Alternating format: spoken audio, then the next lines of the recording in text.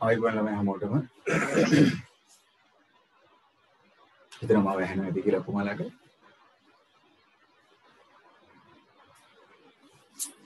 හරි අපි එහෙනම් අද දවසේ වැඩ ආරම්භ කරමු අපි ඊයේ නවත්තද්දී අවසානයේ කතා කරමින් හිටියේ නිර්මාණ කොටස නිර්මාණ කොටස යටතේ අපි අවසාන අභ්‍යාසයේ කතා කරමින් හිටියා තව ගණන් තුනක් ඉතිරි වුණා ඔයගලන්ට කරන්නයි කියලා මම මුලින්ම මේ ගණන් තුන බලලා අද දවසේ අපි අලුත් කොටස වෙච්ච මම ඊයේ පටන් ගන්නවා කිව්වා ත්‍රිකෝණ සම්බන්ධ කාරණා ටික ඉක්මනට කතා කරලා ඉවරයක් කළා දාමු. හරි. මම හිතනවා අවසාන ගණන් තුන ඔයාලට කරගන්න පුළුවන් වෙන්නේ නැති නිර්මාණ කොටස යන. චුට්ට බලන්න තමුන් කරපු දේ හරිද? මම කරද්දි. හරිද? වැඩි ආරම්භ කරමු. පැමිණීම නම් නරකයි මම හිතන විදිහට. ගොඩ කටේ එවිත් නෑ වගේ. හරි. වැඩි පටන් ගමු දැන් වෙලාව. හරි. ප්‍රශ්න අංක 4 අපි කතා කරමින් ඉන්නේ මේ 14.4 හතරවෙනි ගැටලුව 14.4 හතරවෙනි ගැටලුව හරි අපිට කියන මෙන්න මෙහෙම දෙයක් රූපයේ දැක්වෙන ත්‍රිකෝණය නිර්මාණය කිරීම සඳහා පහත නිර්මාණ කරන්නලු හරි සෙන්ටිමීටර් 7ක් සරල රේඛා ඛණ්ඩයක් අඳින්නලු මුලින්ම එහෙනම් තිරස් රේඛාවක් ඇඳලා ඒක මත 7ක දුරක් ලකුණු කරගත්ත කව කඩුව පාවිච්චි කරලා ඒක PQ ලෙස නම් කරන්නලු 7 සෙන්ටිමීටර් දුර. ඊට පස්සේ අපිට කියනවා ඒ PQ ලෙස නම් කරන්න P බාහුවක් PQ බාහුවක් වන පරිදි P හිදී අංශක 30ක්. P වලදී අංශක 30ක් නිර්මාණය කරන්න කියලා. එහෙනම් අංශක 30ක් නිර්මාණය කරන්න පළමුව 60ක් ගැහුවා. ඒ 60 ගන්න නැති ඔයගොල්ලෝ කඩේරෙන් වෙන්නේ නැති. එහෙනම් ඒ ආපු 60 ආපහු දෙකට බෙදුවා. ඔන්න එහෙමනම් අංශක 30ක කෝණය නිර්මාණය වුණා. අංශක 30ක කෝණය වුණ නිර්මාණය වුණා. ඒකේ අවුලක් නැතුව ඇති. අංශක 30 ඔයගොල්ලෝ හරියට අරගෙන ඇති. ඊළඟට අපිට කියනවා QP බාහුවක් වන පරිදි 45ක කෝණයක් නිර්මාණය කරන්නලු Q වලදී. Q වලදී 45ක් නිර්මාණය කරන්න නම් හරි එකපාරටම අංශක 45ක් ගන්න බෑනේ යන්නේ. අංශක 60 නම් එකපාර ගන්න පුළුවන්. අංශක 45ක් ගන්න නම් මොකද කරන්න ඕනේ? පළමුව අංශක 90ක් නිර්මාණය කරගන්න ඕනේ. එහෙමනේ. පළමුව අංශක 90ක් නිර්මාණය කරගන්න. ඒ 90 සමච්ඡේදනය කරන්න. එහෙනම් PQ නේ බාහුවක් වෙන පරිදි ගන්න කියන්නේ. එහෙනම් මුලින්ම අංශක 90ක් ඇඳගමු. Q වලින් තිබ්බ දෙපැත්තට ඡාප දෙක කැපුවා. මෙතන ඉඳලා ඉහළට ඡාපයක්, මෙතන ඉඳලා ඉහළට ඡාපයක්. ඔන්න අංශක 90 රේඛාව ඇඳ එක කැඩීරකින් වෙන්න ඕන. ප්‍රධාන නිර්මාණය නොවන සියල්ල කැඩීරකින්. දැන් මොකද කරන්නේ? ඒ ආපු අංශක 90. ඒ ආපු අංශක 90 කෝණය දෙකට බෙදුවා. එහෙනම් මෙතනින් කව කට්ටිය තුඩ තිබ්බා Q වලින්. හරි මේ පැත්තටනේ 90 හැදෙන්න ඕනේ. මොකද PQ බාහුවක් වෙන පරිදි හදින්න ඕනේ. එහෙනම් Q වලින් තිබ්බා ඔන්න ඡාපයක් ඇඳගත්තා. මෙතනින් තිබ්බා ඉදිරියට ඡාපයක්, මෙතනින් තිබ්බා ඉදිරියට ඡාපයක්. ඔන්න එහෙමනම් ඒක යා කරගමු. ඒන්නේ අපිට එහෙමනම් අංශක 45ක් වෙන්න ඕනේ. බලන්න මේ කතාව හරිද කියලා. ඔන්න අංශක 45.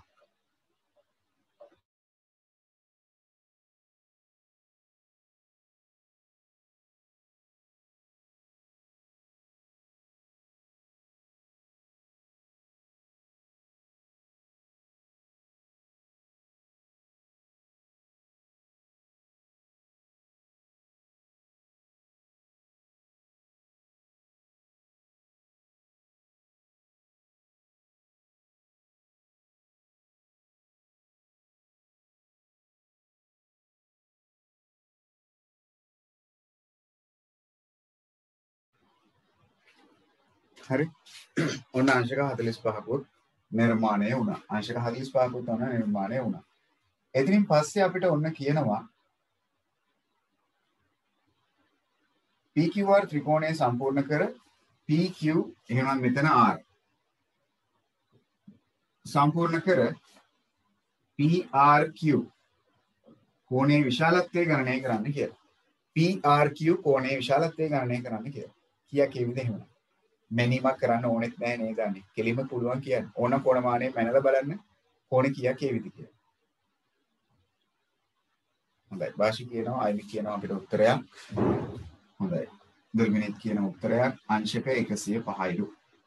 එහෙම කොහොමද මැනීමකින් තොරව කියන්නේ? අපි දැනගන්න ඉන්නවා අටේ ඉඳලා ත්‍රිකෝණයක අභ්‍යන්තර කෝණ තුනේ එකතුව සෑම විටම අංශක 180යි කියලා. ඉතින් මේ දෙන්න එකතු කරාම 75ක් නම් 180ක් වෙන මදිපාඩුව වෙන්නේ කොච්චරද? 180න් අර 75 අඩු කරාට පස්සේ AB අංශක 105ක්. අන්න එහෙමනම් PRQ කෝණය විශාලයි. හරින ළමයි එකක් දෙව්ෂාද් මම හිතනවා ඒකේ ලොකු අවුලක් නැතුව ඇති මේ ප්‍රශ්නෙට අදාළව. කෝණ දෙකක් නිර්මාණය කරගන්න විතරයි ඇත්තටම බැලුවොත් තිබ්බේ අපිට. එහෙමනේ. හරි. ඊළඟ ප්‍රශ්නය අංක 5ට යමු බලන්න. සෙන්ටිමීටර් 10ක් දිග රේඛා ඛණ්ඩයක් OA. එහෙනම් ඔන්න තිරස් රේඛාවක් පළමු ඇඳගත්තා. කව කටු අඩුලත් එක තියලා හරියට 10ක දුරක් මැනගෙන A10 මේක මත තියාගෙන 10ක දුරක් මැනගත්තා. ඒක නම් කරන්නලු OA කියලා. මෙන්න සෙන්ටිමීටර් 10ක දුරක්.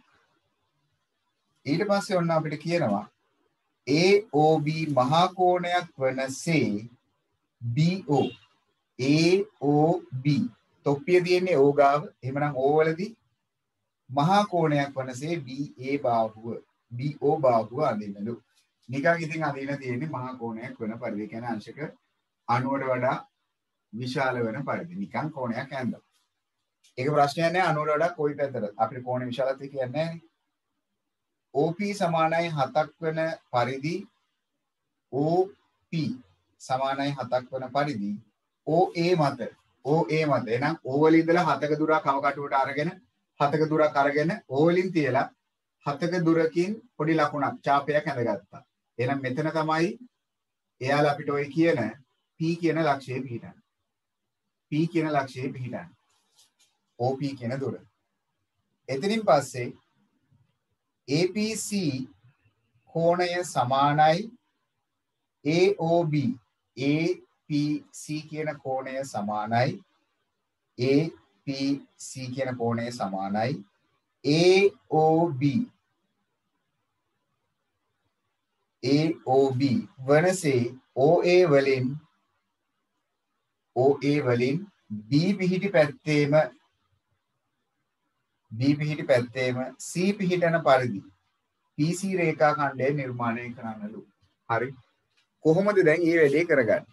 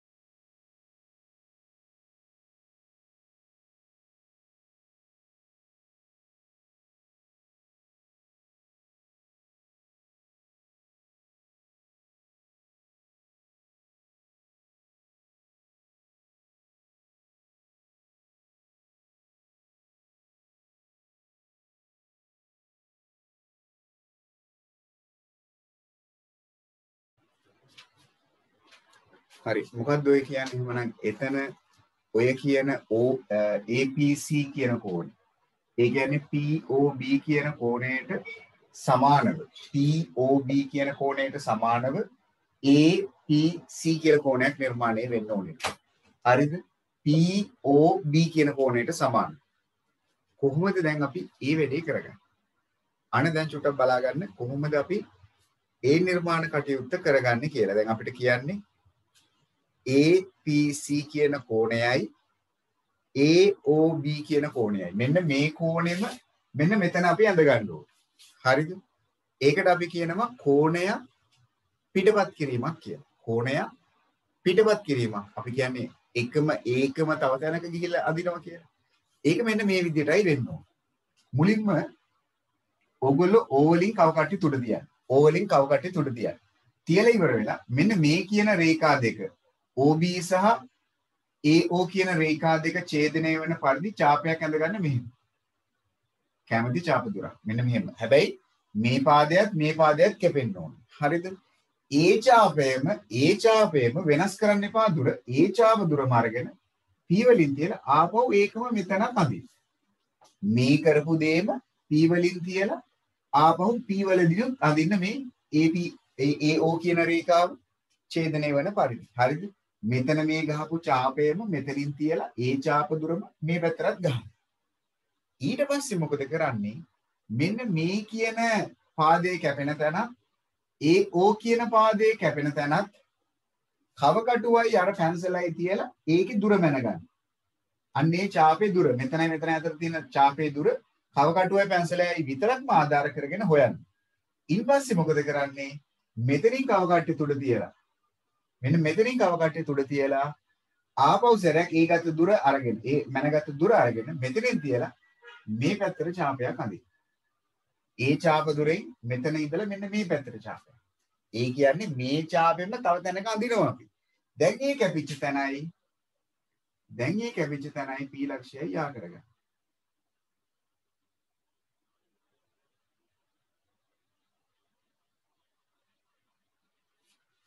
හරිද?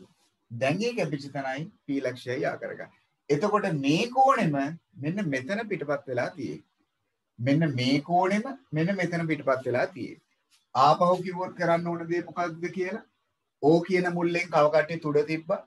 මේ කියන කෝණය හැදෙන්නේ මේ පාදයට හමු වන පරිදි. ඒ පාද දෙක කැපෙන පරිදියට ඡාපයක් ඇඳගත්තා. ඡාප දුර වෙනස් නොකර අපි මොකද කරන්නේ? ඒකම අරගෙන මේ පැත්තට ඡාපයක් ඇඳගත්තා. ඒ ඡාපෙමයි හරි. මෙතන ගහපු ඡාපෙමයි මෙතනත් ගහන්නේ. ඊට පස්සේ මොකද කරන්නේ? ඒ ඡාප දුර මෙන්න මේ ලක්ෂ දෙක මත තියලා කවකට්ටයි පැන්සලයි තුඩයි ඒ දුරම අරගෙන මෙතනින් කවකට්ටි තුඩ තියලා මේ පැත්තට කපා ගන්න. මෙතන ඉඳලා මේ පැත්ත. ඊට පස්සේ ඒක යා කරා. එතකොට ළමයි මේ කෝණයත් එකිනෙකට සමාන බව කෝණමානයෙන් බැලුවොත් ඔයගලන්ට තේරෙයි. එහෙමනම් මෙතන තමයි C ලක්ෂය. ඔයගොල්ලෝ මොකද හිතන්නේ? OB හා CP කියන රේඛා ගැන. OB හා CP කියන රේඛා ගැන. ඒ රේඛා දෙක හරි විශේෂ රේඛා දෙකක්. ඕගොල්ලෝ හරියටම වැඩේ කරා නම් AB. මොකද හිතේ? මොකද මේ දෙන්න අතර තියෙන විශේෂත්වය එක අහලා නැහැ මේකේ. PC රේඛා ඛණ්ඩය. හරි. PC රේඛා ඛණ්ඩයයි OB රේඛා ඛණ්ඩය අතර තියෙන විශේෂත්වය. අන්න හරි. ඕගොල්ලෝ හරියට බැලුවා නම් හරි මොකක්ද විශේෂත්වය ඔය කියන රේඛා ඛණ්ඩ දෙක අතර තියෙන? ඔය රේඛා ඛණ්ඩ දෙක එකිනෙකට සමාන්තර වේවි. ඇයි සමාන්තර වෙන්නේ කියලා ඇහුවොත් ඉතින් අනේ මේ කෝණෙම නේද මෙතනත් අපි පිටපත් කරගත්තේ. මේ කෝණෙමයි මෙතන පිටපත් කරගත්තේ. නමුත් මේවා මොන කෝණද? ඒ තියෙන කෝණ යුගල. ඒ කිව්වේ මොන කෝණ යුගල්ද?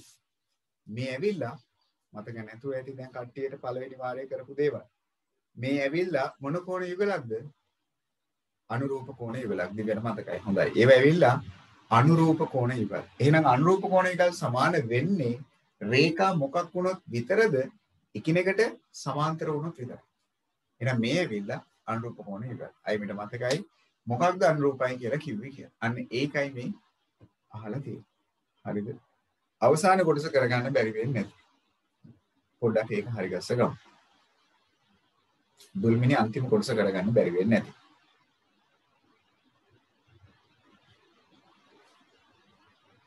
හරි. එතනින් පස්සේ ප්‍රශ්නෙට යම් බලන්න. අවසාන කොටස හදාගන්න පස්වෙනි ගානේ.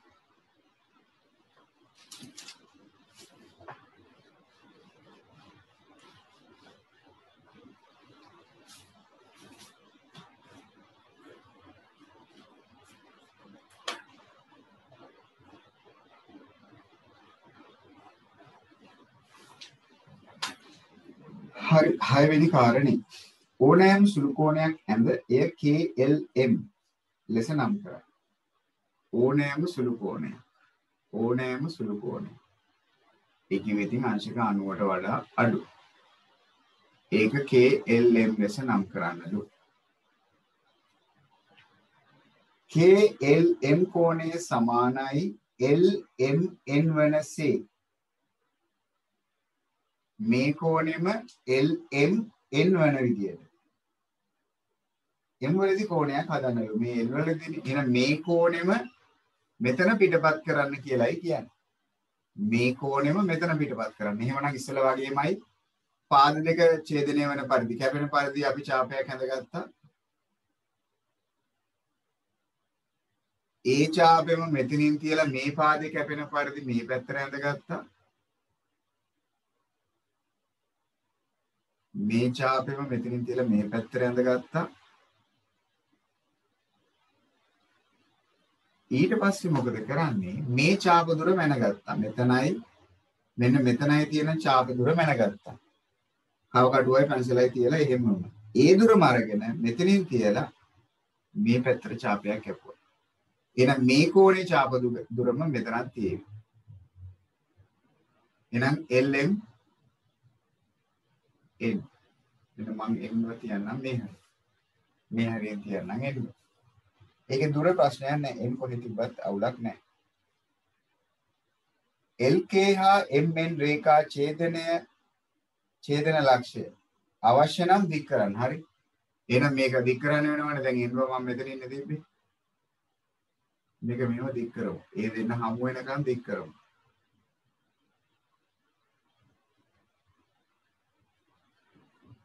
හරි. හමු වෙනකන් දික් කරමු. P ලෙස නම් කර. මේ හමු වෙන ලක්ෂ්‍යය නම් මෙතනනේ. PL සහ PM. PL සහ PM දිග මැන ලියන්න. ඕගොල්ලෝ හරියට මැනලා බැලුවොත් ඕගොල්ලෝ එක්කෙනාට එක්කෙනා වෙනස් උත්තර එන්න ඕනේ. එකම උත්තරේ එන්නේ නැහැ. මොකද ඕගොල්ලෝ එක්කෙනාට එක්කෙනා එකම සුළු කෝණේ හැදුවේ නැහැ. හැබැයි ඕගලන්ට එන උත්තරේ දැන් හිතන්නකෝ මට එනවා මෙතනට සෙන්ටිමීටර් 5ක් කියලා. හැබැයි මට මෙතනට එන්නත් ඕනේ PM දුර වෙන්නත් ඕනේ සෙන්ටිමීටර් 5යි. ඒක ඕගලන්ගෙන් එක්කෙනාගේ එක්කෙනාට වෙනස් වෙනවා. මොකද අපි හැමෝම එකම සුළු කෝණේ නෙවෙයිනේ යන්නේ. අපි එකම සුළු කෝණේ නෙවෙයි යන්නේ. හැබැයි මතක තියාගන්න ඕගලන්ට PL වලට එනවා නම් යම්කිසි දුරක් ඒ දුරම තමයි ඕගලන්ට එන්න ඕනේ PM කියන කෝණය මේ පාදයේ දිගට. එහෙම දුන්නේ බලන්න. ඒ දුරවල් සමාන වුණාද බලන්න. අන්න ඕකයි කාරණේ එහෙමනම් අවසාන වශයෙන්. මම මේ නිකන් දැම්මේ 5යි කියලා. 5 නෙවෙයි උත්තරේ ඕගලන්ට එන. ඕගලන්ට වෙනස් උත්තරයක් ඒවි. හැබැයි මම කියන්න අවශ්‍ය උනේ. හරි මේ පැත්තට එන උත්තරේමයි මේ පැත්තටත් එන්න ඕනේ. ඒක අනිවාර්යෙන් වෙන්න ඕන දෙයක්. ඒක අනිවාර්යෙන් සමාන වෙන්න ඕනේ. ඒක 5යි කියලා කියන්න බෑ. ඒක ඕගොල්ලෝ අදින රූප සටහන එහෙම නැත්නම් ඕගොල්ලන්ගේ නිර්මාණය අනුව එක්කිනාට එක්කිනා වෙනස් වෙනවා. ඕගොල්ලන්ගේ එක්කෙනෙක්ට එන්නේ 4 නම් අනිත් පැත්තත් 4යි. ඒක වෙන්න පුළුවන්. ඒක ඉතින් අපි එකම සුළු කෝණයක් නෙවෙයි නේද? ඒ නිසා එක එක අගයන් එන්න ඕනේ ඔයගොල්ලන්ට. හැබැයි මේ පැත්තට එනගේම මේ පැත්තටත් එන්න ඕනේ. අඩුපාඩු හරි ගස්සගමු.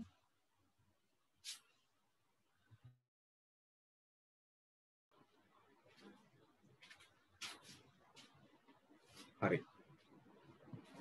හොඳයි. එහෙනම් අපේ අවසාන කොටස අද දවසේ පටන් ගමු නම් බලන්න. නිර්මාණත් එක්කම අපිට වැදගත් වෙන ඊළඟ කොටස ත්‍රිකෝණයක කෝණ. හරි. අපේ මම හිතන්නේ පාඩම් අංක 16 ත්‍රිකෝණයක කෝණ. ප්‍රධාන මාතෘකාව ලියන්න ත්‍රිකෝණයක කෝණ.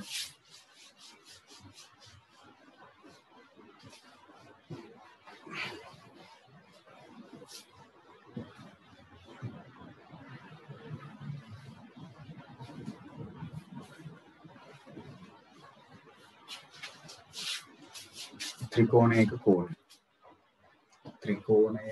කෝණ.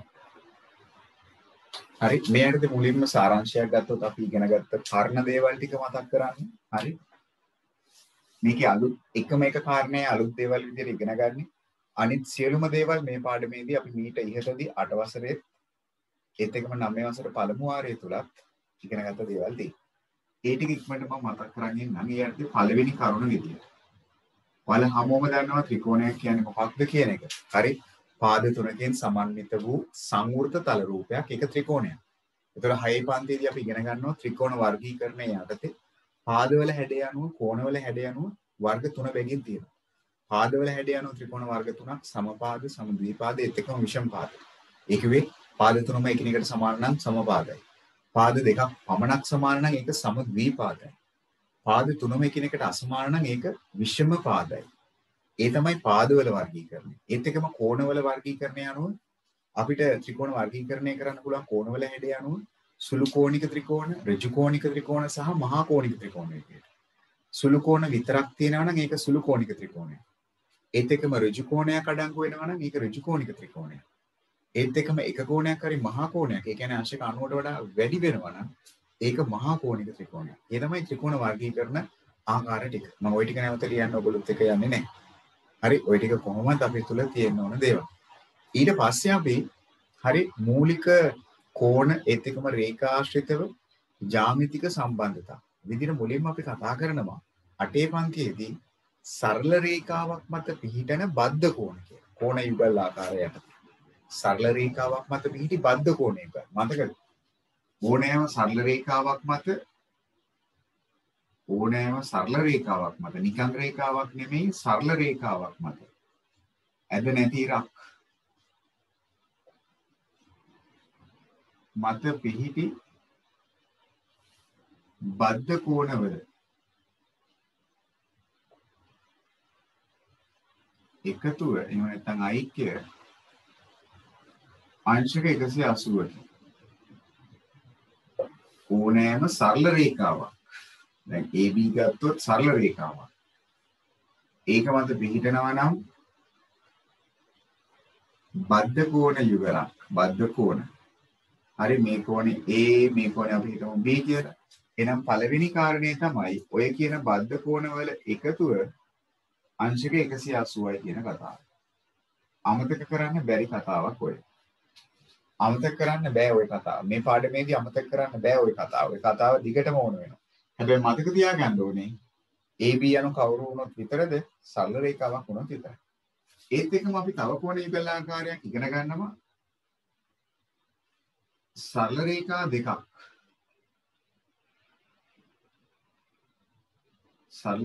දෙකක් ඡේදනය වීමෙන්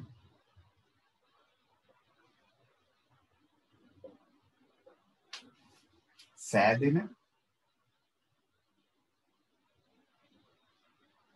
ප්‍රතිමුඛ කෝණ යුගල්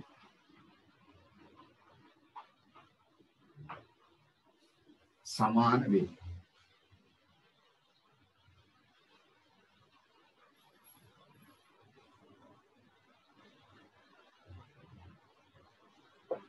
හරි. එකිනෙකට සමාන වෙනවා. ප්‍රතිමුඛ කෝණ යුගල්. මොනවාද ප්‍රතිමුඛ කෝණ යුගල් කියන්නේ? රේඛා දෙකක් ඡේදනය වුණොත් හිතන්න AB ඒත් එක්කම CD ඔය කියන රේඛා දෙකක් එකිනෙක ඡේදනය වුණොත් ඕනම් ලක්ෂයේදී ඉස්සරහට හැදෙන ඉදිරියට ඉදිරියෙන් හැදෙන මේ කෝණට මේ කෝණ ප්‍රතිමුඛ කෝණ යුගල් මොකද වෙන්නේ එකිනෙකට සමාන වෙනවා. ඒ කිව්වේ AOD කියන ප්‍රතිමුඛ කෝණය වෙන්නේ AOD ට ප්‍රතිමුඛ වෙන්නේ BOC මේවා එකිනෙකට සමානයි. ප්‍රතිමුඛ කෝණ යුගල් එකිනෙකට සමානයි. ඒත් එක්කම තව ප්‍රතිමුඛ කෝණ යුගලක් තියෙනවා. AOC ත් එක්ක AOC කියන කෙනත් එක්ක BOB එහෙම නැත්නම් BOD ඒවා එකිනෙකට සමාන වෙනවා. මෙන්න වෙල දෙවෙනි කතාව අමතක කරන්න බැරි. ප්‍රතිමුඛ කෝණ යුගල් සමාන වෙයි. ප්‍රතිමුඛ කෝණ යුගල් එකිනෙකට සමාන වෙයි කියන එක. හරි. එකක් තමයි සරල රේඛාවක් මත බද්ධ කෝණ කියන එක. දෙවෙනි කරුණ තමයි ප්‍රතිමුඛ කෝණ යුගල් සමානයි කියන කතාව. හරිද? මේ පාඩම ආරම්භයට කලින් හරි ත්‍රිකෝණයක කෝණ ආශ්‍රිතව තියෙන කාරණා ගැන කතා කරන කලින් පළමුව ඉගෙන ගන්න ඕන දේවල් ටික තමයි මේ.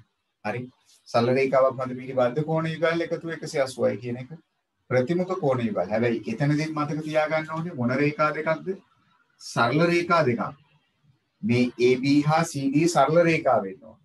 ඒවා සරල රේඛා නොවුනොත් මේ කතාව ගැලපෙන්නේ නැත. හරි සරල රේඛා දෙකක් ඡේදනය වීමෙන් සෑදෙන ප්‍රතිමුඛ කෝණ යුගල් සමාන විත්තියක්. සරල රේඛාවක් මත පිහිටි බද්ධ කෝණ එකතු 180ක් කියන විත්තිය. හරි මේ කරුණු දෙක මුලින්ම දාගමු ටක් ගාලා. තරුවක් දාලා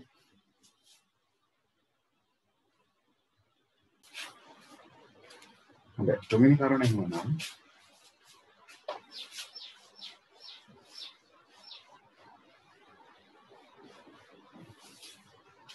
බලමු මේක අපේ කට්ටියට මතකද කියලා. මෙහෙම කරුණක් ගැන මේකත් අටේදී අපි ඉගෙන ගන්න කරුණක්. හරි මොකක්ද? ඕනෑම ලක්ෂයක් වටා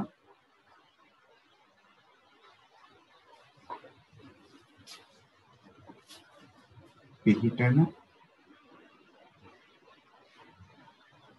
බද්ධ කෝණ එකතුව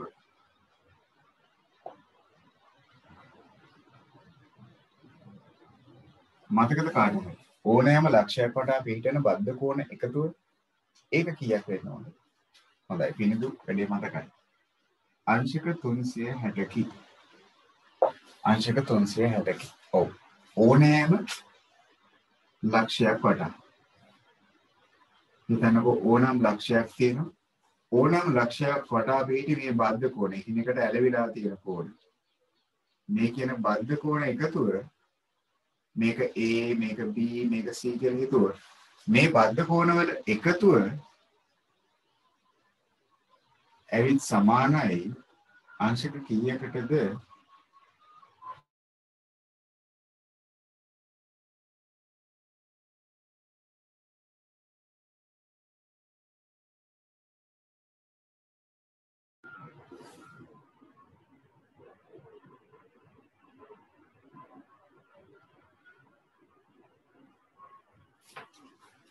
හරි ඔය ඇවිල්ලා තුන්වෙනි කරුණ. ඕනෑම ලක්ෂයක් වටා පිහිටි බද්ධ කෝණවල එකතුව කොච්චරද කියලා. ඕනෑම ලක්ෂයක් වටා පිහිටි බද්ධ කෝණ එකතුව අංශක 360ක් නේද කියන්නේ. හරිද?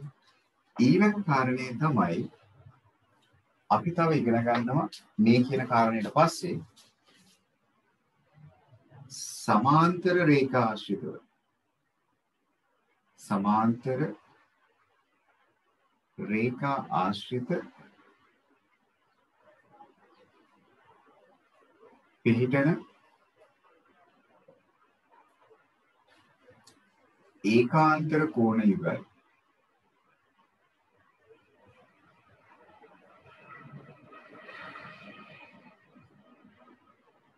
සමාන වේ. හරිද? තව අනුරූප කෝණ යුගල් සමාන වේ. අනුරූප කෝණ යුගල් සමාන වේ.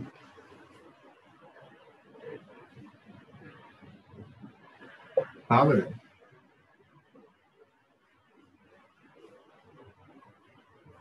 මිත්‍ර කෝණ යුගලේ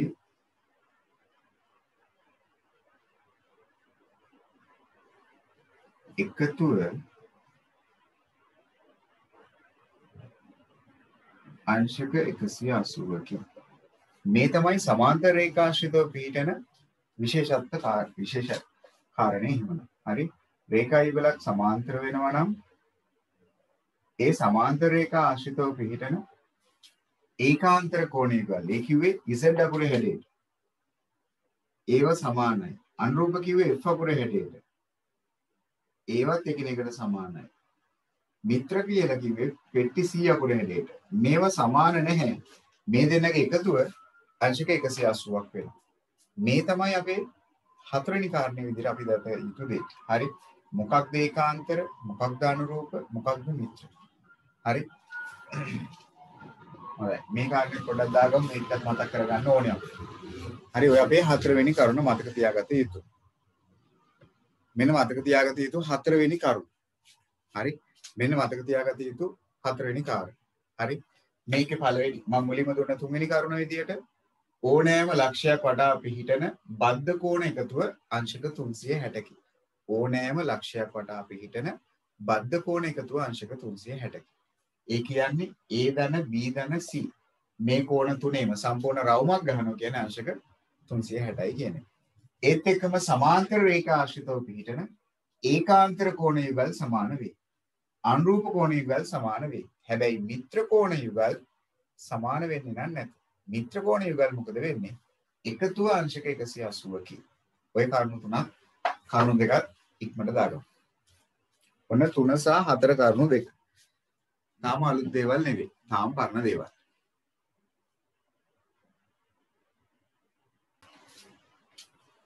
ඊළඟ කාරණා දෙක අපි දැනටමත් දන්නවා. ඒකත් අපි අටේදී ඉගෙන ගත්ත කරුණු දෙකක්. මොකක්ද අපි ඊළඟට දාන්න කාරණේ? ඕනෑම ත්‍රිකෝණයක් ගත්තොත්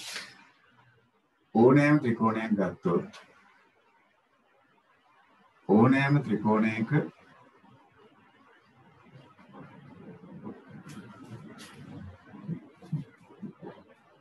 අභ්‍යන්තර කෝණවල ඒ කියන්නේ ඇතුළත අභ්‍යන්තර කෝණවල එකතුව අංශක 180ක් වන අතර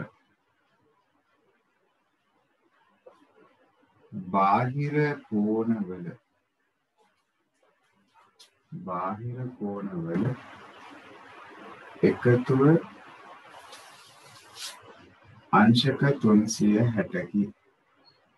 බාහිර කෝණවල එකතුව අංශක 360කි. මේක තමයි ඊළඟ කාරණේ. මේකත් අපි දැනටමත් දන්න දෙයක්.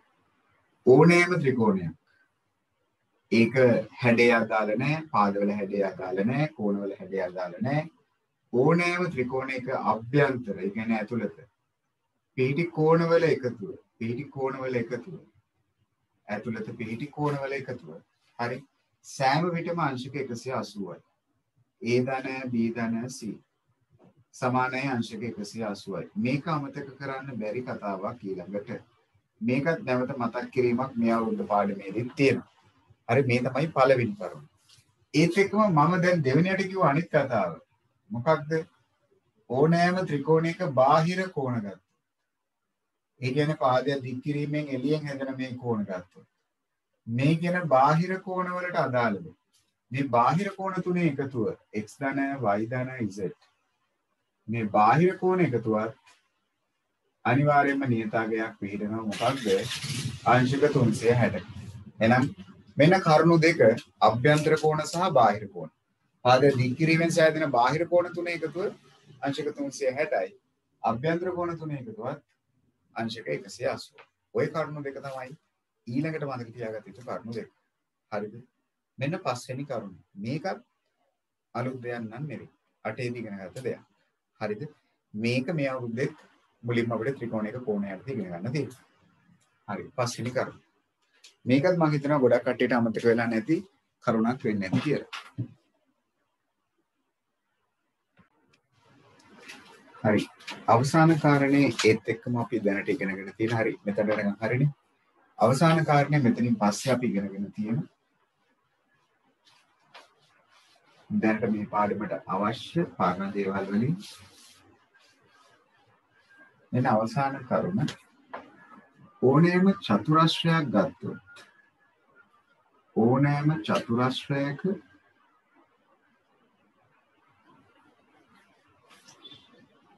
අභ්‍යන්තර කෝණවල එකතුව අංශක 360ක් වන අතර බාහිර කෝණවල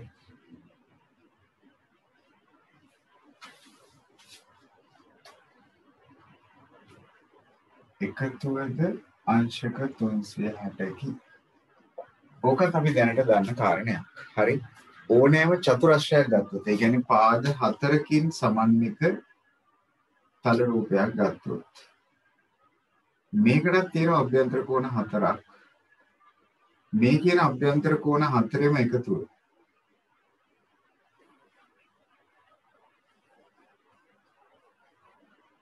සෑම විටම අංශක 360යි. ඕනෑම චතුරස්‍රයක අභ්‍යන්තර කෝණවල එකතුව. අංශක 360. මෙන්න එක කරුණ. අනිත් කාරණේ තමයි ඉතින් ඕනෑම චතුරස්‍රයක් ගත්තත් හරි ඔය කියන චතුරස්‍රයේ බාහිර කෝණවල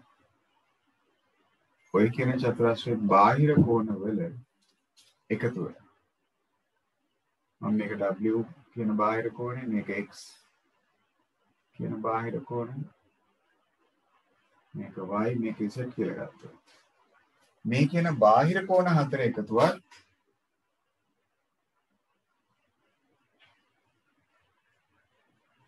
සමාන වෙනවා අංශක කීයකටද? අංශක 360කට. අංශක 360. මේ තමයි අනිත් කරුණ. ඕනෑම චතුරස්‍රයක බාහිර කෝණවල එකතුවක් 360යි, අභ්‍යන්තර කෝණවල එකතුවක් 360. ඔන්න ඊළඟ කරුණ. ඒකත් එහෙමනම් දාගමු අවසාන වශයෙන්. මේ ඔක්කොම දේවල් අද දවසේ දක්වා අපි ඉගෙනගෙන තියෙන පරණ දේවල්. නැවත මතක් කිරීමක් කරමු. ඊළඟට මම කියලා දෙන්නම් මොකද අලුත් කතාව කියලා. අපි දැනට දන්නේ නැති. හරි. දැන් බලමු එහෙමනම් අවසාන කතාව. හරි. කෞෂාන් වල ටික හරිනේ. දැන් යන්නම් එහෙමනම් අවසාන කතාව කියන්නේ. අන්තිම කාරණේ. හරි. මෙන්න මේක තමයි අවසාන කාරණේ. ඕනෑම ත්‍රිකෝණයක් ගත්තොත් ඕනෑම ත්‍රිකෝණයක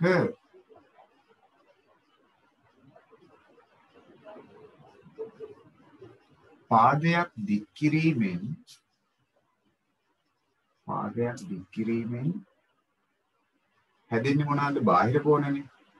පාදයක් දික් කිරීමෙන් සෑදෙන බාහිර කෝණය.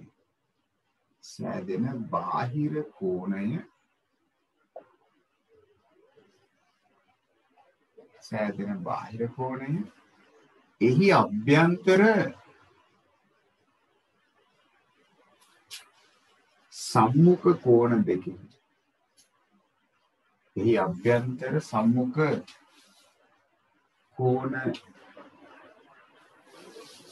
දෙකෙහි එකතුවට සමාන වේ. හරි. සමහර කට්ටිය කියනවා මේකට ත්‍රිකෝණයක පාදයක් දික් කිරීමෙන් සෑදෙන බාහිර කෝණය එහි අභ්‍යන්තර සම්මුඛ කෝණ කියලා කියනවා. ඒත් එක්කම සමහර කට්ටිය කියනවා ප්‍රතිවිරුද්ධ කෝණවල එහි අභ්‍යන්තර ප්‍රතිවිරුද්ධ කෝණවල එකතුවට සමානයි කියලා. හරි.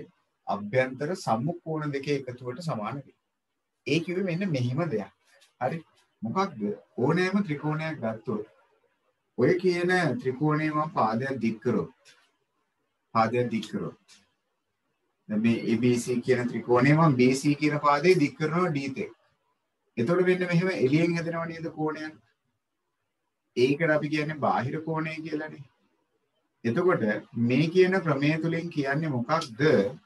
ඕනෑම ත්‍රිකෝණයක පාදයක් දික් කිරීමෙන් මේ එළියේ හැදෙන බාහිර කෝණය. මේ බාහිර කෝණය ඇවිල්ලා සමාන වෙනවලු. එහි අභ්‍යන්තර කියන්නේ මෙයානේ. එහි අභ්‍යන්තර කෝණයට නෙවෙයි. එහි අභ්‍යන්තර සම්මුඛ කෝණ. ඒ කියන්නේ ඒ දෙකට ඉදිරියෙන් ඉන්න. මෙන්න මේකයි. මෙන්න මේ දෙන්නගේ එකතුවට හරි. මෙන්න මේ දෙන්නගේ එකතුවට මේ කියන බාහිර කෝණය සමාන වෙනවා. ඒ කියන්නේ ACD කියන බාහිර කෝණයේ විශාලත්වය ඇවිත් සමාන වෙනවලු. ACD කියන බාහිර කෝණ විශාලත්වය ඇවිත් සමාන වෙනවලු. ABC කියන කෝණයයි ඒත් එක්කම BAC කියන කෝණයයි එකතුවට මේක තමයි මේ කියන ප්‍රමේය තුලින් කියන්නේ. ඕනෑම ත්‍රිකෝණයක පාදයේ දික් කිරීමෙන් සෑදෙන බාහිර කෝණය එහි අභ්‍යන්තර කෝණයට නෙවෙයි. ඒ කෝණේ නැතුව අනිත් කෝණ දෙක තියෙන්නේ. ඒ කෝණ දෙක එකතුවට සමාන වෙනවා. මම උදාහරණයක් ගත්තොත් මේ කිව්ව කාරණේ පැහැදිලි වෙන්න.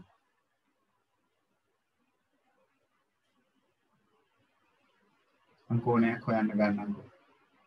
හිතන්න අපිට දෙනවා මෙන්න මෙහෙම. හරි.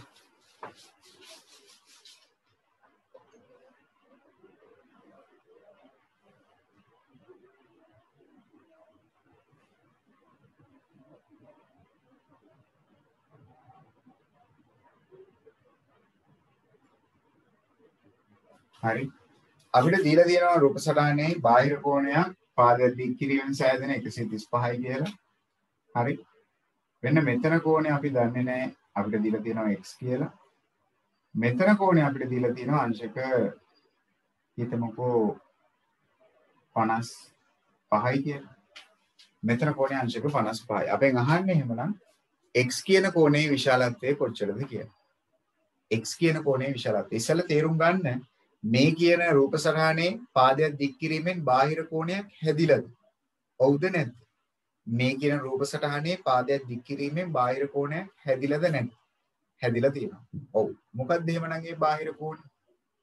ඒ හැදිලා තියෙන බාහිර කෝණය ඇවිල්ලා අංශක 135.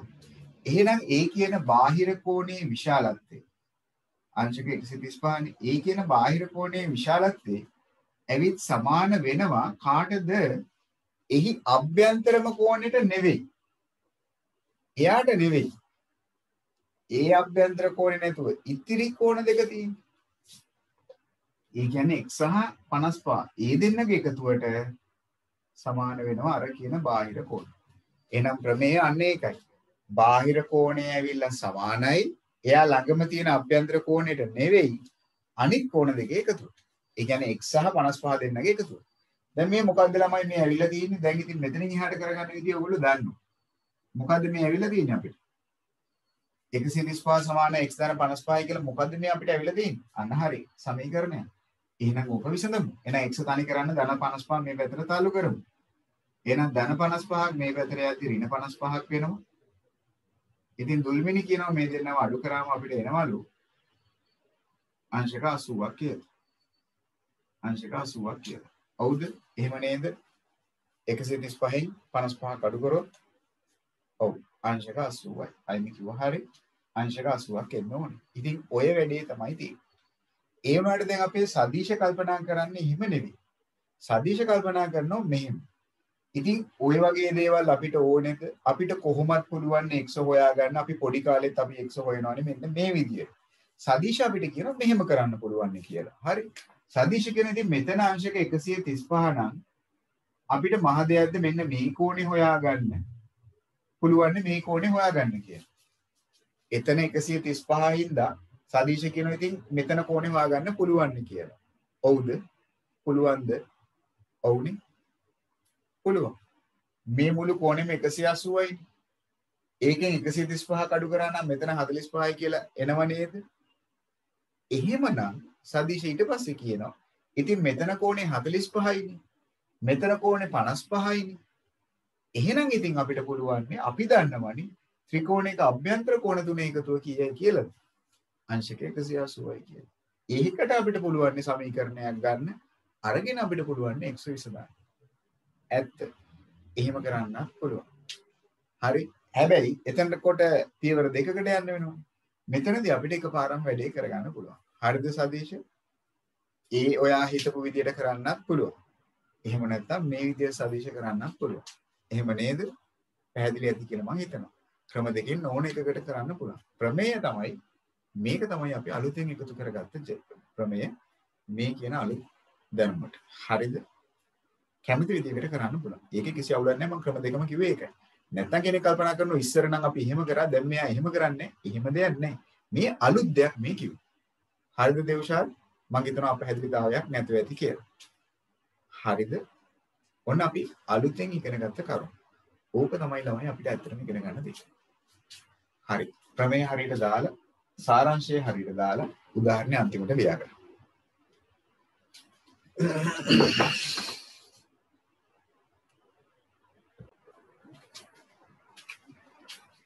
දැන් චෝටි කෝණ ස්වේව් ටිකක් අපි බලමු. හරියනේ කොහොමද? හරි. මම මුලින්ම බලන්න හදන්නේ ත්‍රිකෝණික අභ්‍යන්තර කෝණ වල එකතුව අංශක 180න් ගන්න පුළුවන් දේවල් ටික. හරි. ඔයාලා පෙරලා ගන්නකෝ ඔයාලගේ අච්චු පොතේ පිටු අංක 70 නෙමෙයි 87 16යි 1 පිටු අංක 77 නෑ 87 16.1 පෙරලා ගන්න 16.1 පළවෙනි ගැටලුව. අපිට අග්ගාලේ මේ වැඩේ බලලා ඉමු. පරණ දේවල් ටිකක් තියෙන්නේ.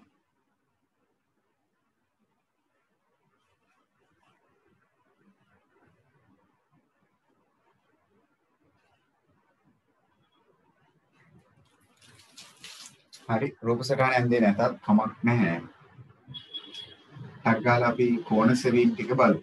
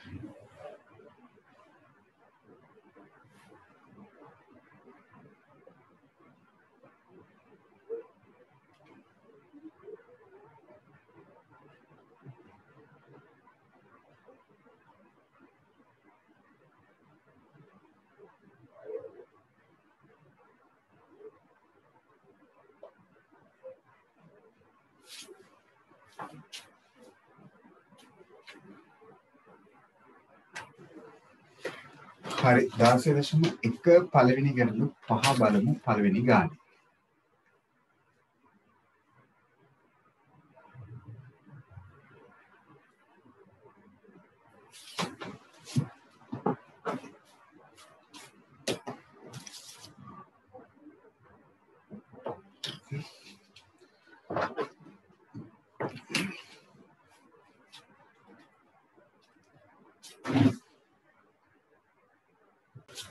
හරි පළවෙනි එකට අදාළ උත්තරේ. හොඳයි අවිෂ්ක කියනවා අපිට 70ක් කියලා පළවෙනි එකට අදාළ උත්තරේ. හොඳයි බලමු නම් පළවෙනි එක. ත්‍රිකෝණයේ අභ්‍යන්තර කෝණ තුන එකතු නිකම් උත්තරේ දාන්න එපා ඉතින්.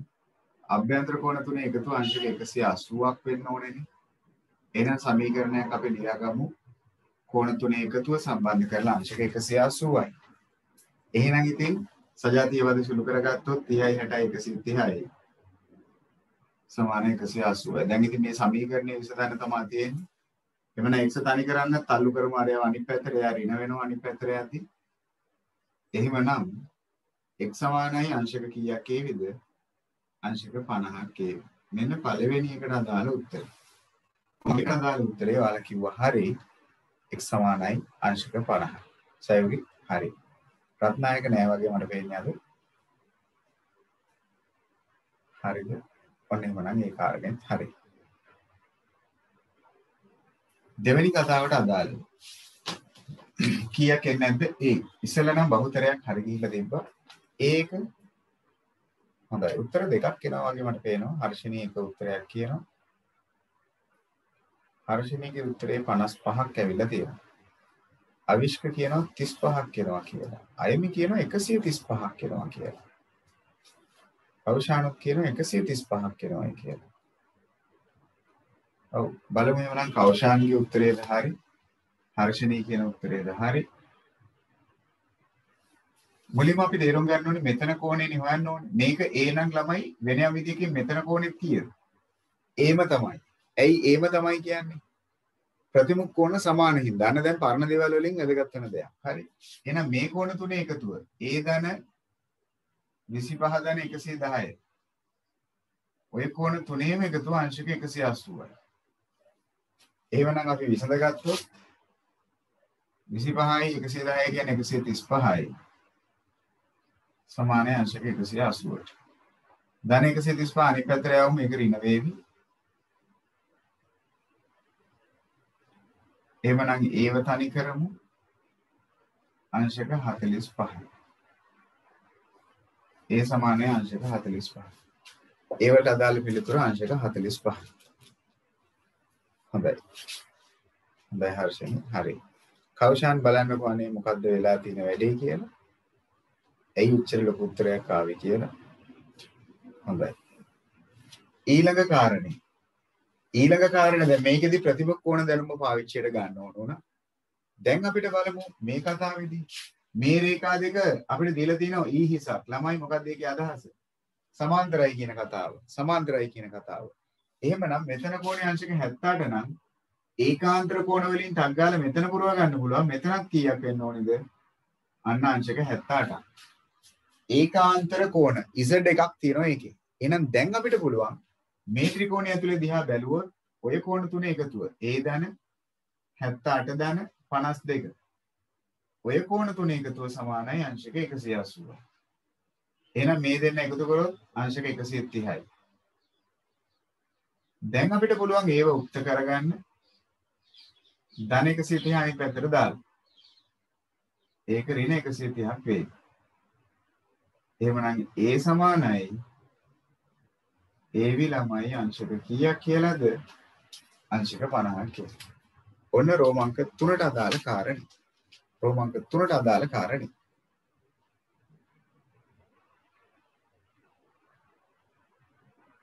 අන්න ඒක තමයි කෞෂාන වැරද්ද වෙලා තියෙන්නේ. එහෙම නේද? ඔව්. අනුජ වැඩේ හරි ගිහලා තියෙනවා. ආයෙත් වැඩේ හරි ගිහලා තියෙනවා. හොඳයි. සයවරි වැඩේ හරි ගිහලා ඇති කියලා මම හිතනවා.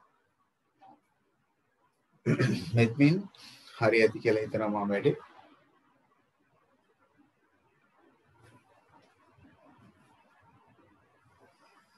හොඳයි. දෙව්ෂාත්ගේ උත්තරේ බලමු එනවාද කියලා හතරවෙනි එකට. ඔන්න හතරවෙනි එකේ ABC කෝණ තුනක්ම තියෙනවා නේ හොයන්න. මුලින්ම අපි ඒව හොයාගමු නේද? ඒව හොයාගමු මුලින්ම. බලමු දෙව්ෂාත් කියන උත්තරේ දෙන්නේ කියලා. ඉතින් මේක ත්‍රිකෝණයේ අභ්‍යන්තර කෝණ තුනේ එකතුවට ගන්න පුළුවන් මේකත් මේකත් එහෙමනම් A ධන 50 සමානයි අංශක 180යි.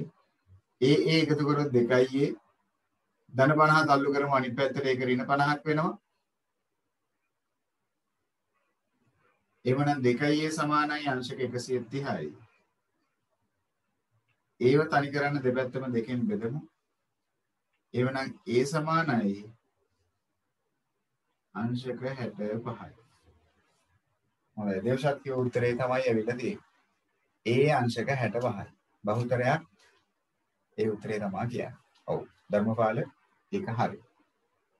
දැන් අපි යන්න ඕනේ බලන්න බීව හොයාගෙන. බීව හොයාගෙන. මේ ත්‍රිකෝණය අල්ලලා ගන්න බෑ B දන්නෙත් නැහැ C දන්නෙත් නැති හින්දා. එහෙනම් සම්බන්ධයකට යන්න බෑ. හැබැයි අපිට පුළුවන් මෙහෙම දෙයක් කරන්න නේද? මොකක්ද? මෙතන කෝණේ A දැන් හොයාගත්තනේ 65යි කියලා. මෙතන කෝණේ 65යි. එහෙනම් මෙතන මේ රේඛාවයි සමාන්තරයි. එහෙනම් එතන Z එකක් තියෙනවා. මෙතන 65යි කියන්නේ මෙන්න මේ කෑල්ලත් කීයක් වෙන්න ඕනේද?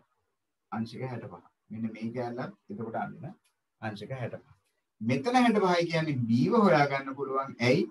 මේක සරල රේඛාවක්. හඳ බෑයක්. එහෙනම් 180න් 65 කඩු කරා නම් ඔන්න AB අපිට B. B කොච්චරක් එන්න ඕනේද? එහෙමනම් අංශක 115යි. හොඳයි. B වලට අදාළ උත්තරේ අංශක 115. හරි. හර්ෂණී කියනවා මේ A කෝණෙට C කෝණේ සමාන වෙනවලු. මොකද හර්ෂණී හිතනවා මෙතන Z එකක් තියෙනවා කියලා.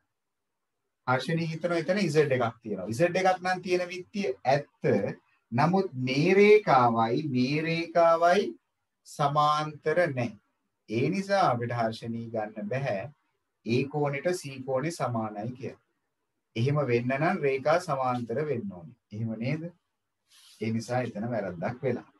දැන් අපි දන්නවා B කියන්නේ 115යි. මෙතන කෝණේ අංශක 25යි. මෙතන කෝණේ තමයි C. එහෙනම් සම්බන්ධයකට ගියොත් C ධන 115 ධන 25 සමානයි අංශක 180. එතනින් ඒක විසඳ ගන්න පුළුවන්. එහෙනම් 115යි 25යි කියන්නේ 140යි. ඒක අනිත් පැත්තට තල්ලු කරද්දි ඍණ වෙනවා. C ඇවිල්ලා අංශක 40යි. එහෙමනම් A ඇවිල්ලා 65යි, B ඇවිල්ලා 115යි, C ඇවිල්ලා කොච්චරක් එනවද? අංශක 40යි. C වලට අදාළ උත්තරේ සමානයි අංශක 40යි. C කියන්නේ අංශක 40යි. C ඇවිල්ලා අංශක 40යි. හොඳයි. සමහර කට්ටිය වැඩේ හරි, සමහර කට්ටිය වැඩේ වැරදි. A එක හොයලා තියෙනවා ගොඩක් අය. B එකයි C එකයි ගොඩක් කට්ටියක වැරදි වගේ. ඒ දෙක අඩුපාඩු තියෙනවා. එමි මේ වැඩේ නම් හරි. හිරන්න මේ වැඩේ නම් හරි. අවසාන කාරණේ රෝමංක 5ට යමු බලන්න. රෝමංක 5. මෙතනට වෙනකන් යම් අඩුපාඩුවක් තියෙනම් ඉස්සෙල්ලා හරි ගස ගන්න. හරි. හොඳයි. ඊළඟ කතාව. මෙන්න මේ රේඛා එකිනෙකට සමාන්තරයි. එහෙනම් මෙතන 105 නම් ඩක් ගාලා කියන්න පුළුවන් මෙතන කෝණෙත් කීයද කියලා. ඒකත් අංශක 105යි. ඇයි මෙතන තියෙන F අකුරක් නේ. ඔයගොල්ලෝ සමහරක් විට ඒක දැක්කේ නැතුව ඇති. මෙතන තියෙන F අකුරක්. එහෙනම් මේ කෝණට මේ කෝණේ සමානයි අනුරූප කෝණ වලින්. මෙතන අංශක 28 නම් ඩක් ගාලා මෙතන කෝණේ කියන්න පුළුවන්. ඒකත් අංශක 28යි. ඇයි? ප්‍රතිමුඛ කෝණ වලින්. එහෙමනම් දැන් අපිට M හොයන්න පුළුවන් මේ තුන් දෙනාගේ එකතුව. M ධන 105 ධන 28 ත්‍රිකෝණයේ අභ්‍යන්තර කෝණ වල එකතුවට 180ට සමානයි. එහෙනම් M ව තනි කරන්න මේ දෙන්න එකතු කරාම 133යි. ඒක අනිත් පැත්තට යවමු. ඒක ඍණ වෙනවා. ඍණ 133යි. එහෙනම් අඩු කරොත් අපිට එවි අංශක 47ක් කියලා.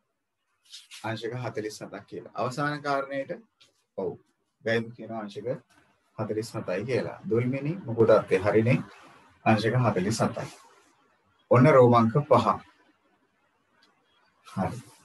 රෝමාංක 6ට යමු. ඊට පස්සේ රෝමාංක 6 ඊළඟ කාරණේට ගණන් දෙකක්ද කොහෙද තියෙනවා ටක් දාලා අපි ඒකත් ඉවර කරමු.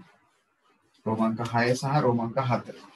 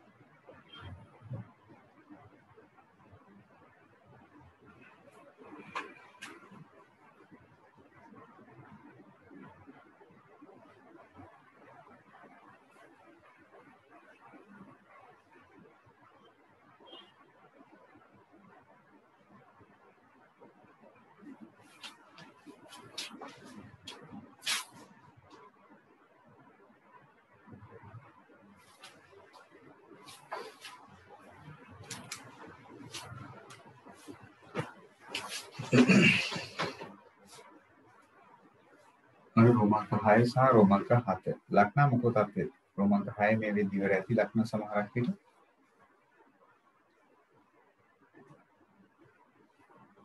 රෝමාංක 6 සහ රෝමාංක 7 හොඳයි රෝමාංක 6 කරොත් මුලින්ම අපි x හොයාගෙන ඉමු මොකද අපි මේ ත්‍රිකෝණය ඇතුලේ x මේක 130යි කියලා දන්නේ එහෙනම් x ධන 130 සමානයි අංශක 180ට x කියන්නේ 2x ධන 130 අනිත් පැත්තට යද්දි ඍණ වෙනවා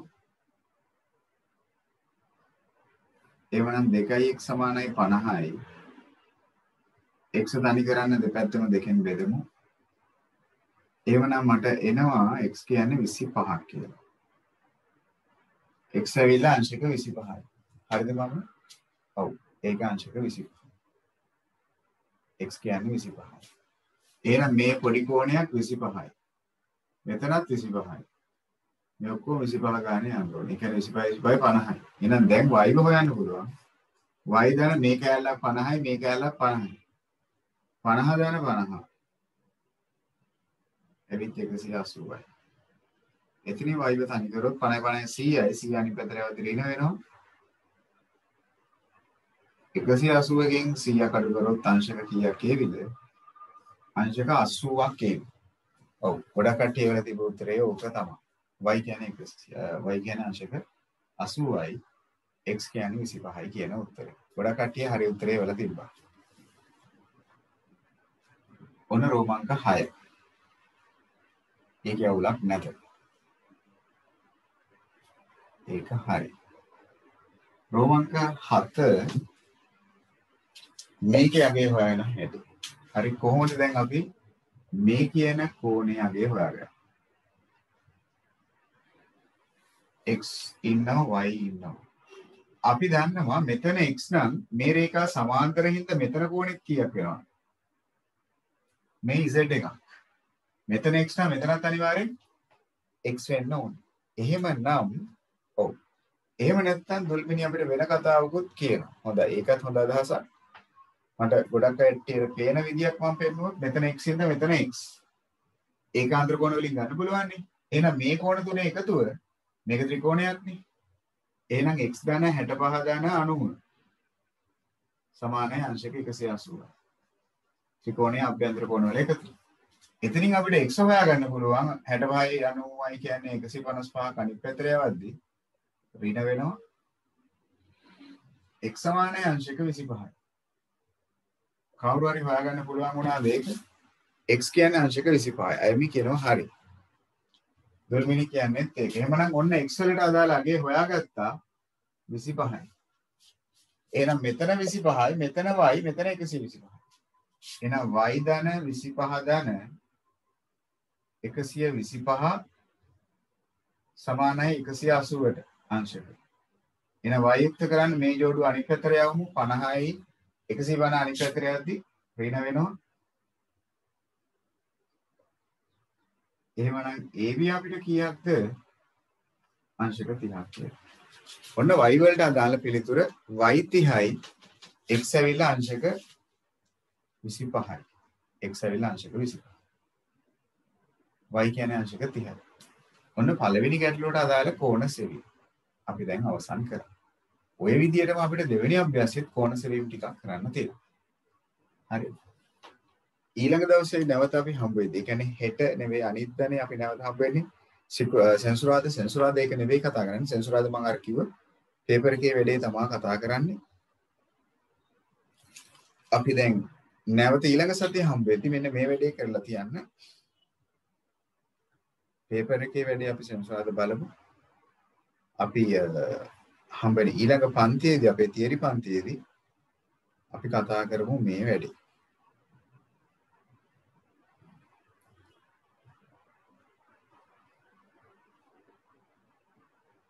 අපි දැන් කතා කරේ 16යි එකේ පළවෙනි ගානනේ. ඕගොල්ලෝ 16.1 දෙවෙනි ගාන තුන්වෙනි ගාන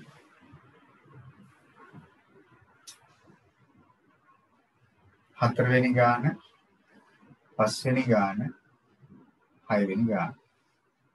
ඔය ගණන් පහ හදන්න 16.1 යටතේ. හරිද?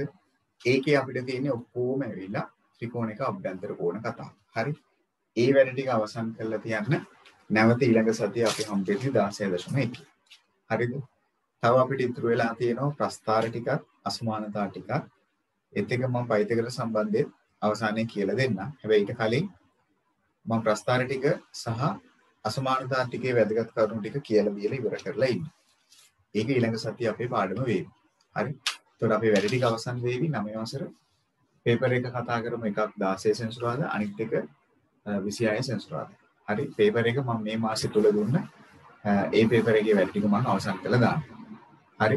පයිතග්‍රස් සම්බන්ධව සමහරක් කටියට කරා සමහරක් එක පන්තියකට මට කරන්න බැරි වුණා. ඒ නිසා නැවත අවසානයේ මම ඒක පොඩ්ඩක් මතක් කරන්නම්. හැබැයි ඊට කලින් ප්‍රස්ථාර ටික අවසන් කරලා ඉවරනාට පස්සේ. ප්‍රස්ථාර ටිකත් ඒ දෙකම අසමානතා පොඩි කොටසක් තියෙනවා. ඒකත් අවසන් කරාට පස්සේ. හරිද? ඔන්න 95%ක්ම 9 වසර වැඩ මේ විදිහ අවසන් වෙලා තියෙනවා. දීලා තියෙන ටියුට් ටොපිකේම වැඩ ටික සම්පූර්ණ කරන්න පුළුවන් උපරිම ප්‍රමාණය ඊළඟ දවස් 14 තුල අපි කරමු. දැන් අද 17. තව දවස් 14ක් තියෙනවා මේ අවුරුද්ද අවසන් වෙන්න. ඊට කලින් කොහොම හරි වැඩ ටික ඉවර කරමු. හරිද? ගොඩක් කට්ටිය සතුටුයි දැන් අඟහරුවාද බදාදා බ්‍රහස්පතින්දා එක දිගට දවස් 3ක් මම දැම්මා. දවස් 3ටම සමහරක් කට්ටිය සහභාගී වුණා. ප්‍රශ්න තියෙනවා මම දන්නවා.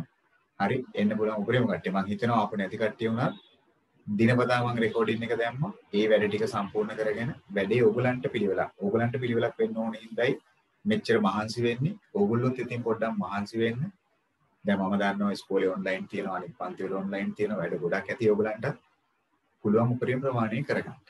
හරිද? හරි එහෙනම් අදට වැඩේ නතර කරන්නම්. නැවත සෙන්සුරාදා හම්බෙමු. හරි එහෙනම් ආයිබෝන් ඔක්කොමලට පරිස්සමෙන් ඉන්න එහෙමනම් බුදු සරණක් වුණාට.